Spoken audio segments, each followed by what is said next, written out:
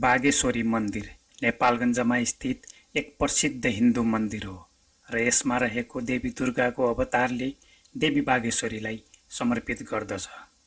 नेपालको पश्चिमी क्षेत्रमा नेपालगञ्जको सबैभन्दा महत्त्वपूर्ण धार्मिक स्थलहरूमध्ये एक हो, जहाँ दिनहुँ हजारौंको सङ्ख्यामा भक्तजन र तीर्थयात्रीहरू दर्शन गर्न आउँछन्।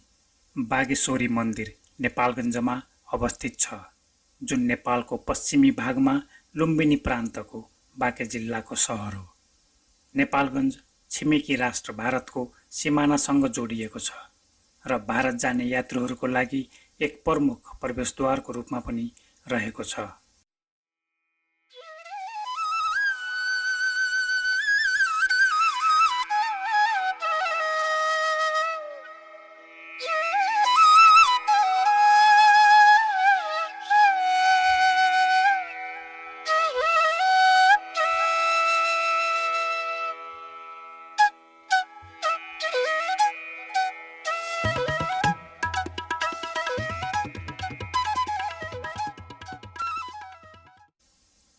धार्मिक दृष्टिकोणले बागेश्वरी मन्दिर एक देवी शक्तिपीठको रूपमा मानिन्छ, जसले दैवी शक्ति, ईश्वरीय स्त्री शक्तिको अवतारलाई समर्पित गर्दछ। यो बागेश्वरी मन्दिर एक धार्मिक स्थल मात्र नभएर स्थानीय संस्कृति र समुदायको अभिन्न अङ्ग हो। नेपालगञ्ज र वरपरका क्षेत्रको सांस्कृतिक परम्पराको संरक्षण र प्रवर्धनमा पनि यसले महत्त्वपूर्ण भूमिका खेलेको पाइन्छ। बागेश्वरी मन्दिरले परम्परागत हिन्दू वास्तुकलाको कलालाई प्रदर्शन गर्दछ, जसले पगोडा डिजाइनलाई प्रतिनिधित्व गर्छ। यस मन्दिरको मुख्य देवता देवी बागेश्वरी हो, जो देवी शक्तिको एक रूप पनि हो। हरेक दिन भक्तजनहरू आफ्नो कल्याण, समृद्धि र सुरक्षाको लागि देवीको आशीर्वाद लिन यस मन्दिरमा आउने गर्दछन्।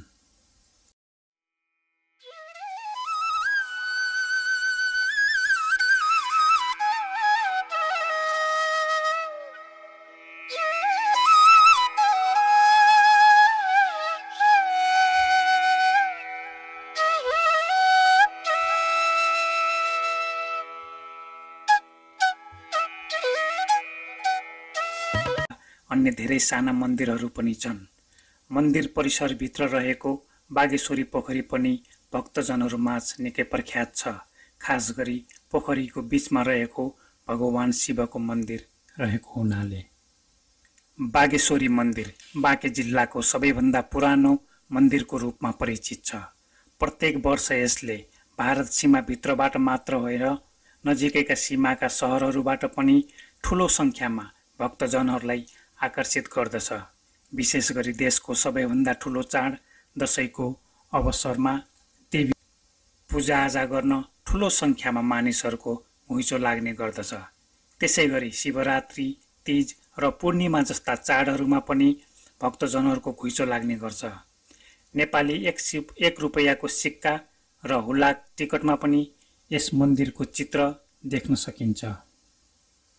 किम्वदन्ती अनुसार धेरै पहिले केही योगीहरूको समूह काठमाडौँको भगवान पशुपतिनाथको दर्शन गर्न जाने क्रममा यस ठाउँमा विश्राम गर्न पुगेका थिए र ती योगीहरूले सतीदेवी अर्थात् भगवान शिवको पत्नीलाई सपनामा देखेपछि यस ठाउँमा उनको जिब्रो खसेको भन्ने भनाइ छ।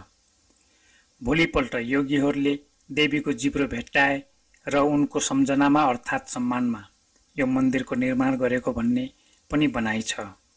त्यो जिब्रो अझै पनि यसै मन्दिरमा रहेको भन्ने अनुमान रहेको पाइन्छ।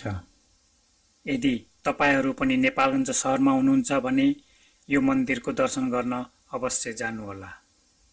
बागेश्वरी मन्दिर नेपालगञ्ज सहरको मध्यभागमा रहेको छ र नेपालका अधिकांश सहर वा गाउँबाट बस, गाडी वा अन्य सवारी साधनहरूबाट सजिलै पुग्न सकिन्छ। बागेश्वरी मन्दिरको इतिहास लामो र जटिल छ। सन् 1680 इस्वीमा राजा भूपतिन्द्र मल्लको शासनकालमा निर्माण भएको पनि मान्न सकिन्छ। बागेश्वरी मन्दिरको पूजा विधि परम्परागत छ। पूजाका सामग्रीहरूमा फलफूल, फूल, धूप र अन्य सिक्का जस्ता प्रसादहरू समावेश हुन्छन्। त्यसैगरी रातो धागो वा कपडाको प्रस्ताव पनि सौभाग्य र सुरक्षाको प्रतीकको रूपमा लगाइन्छ।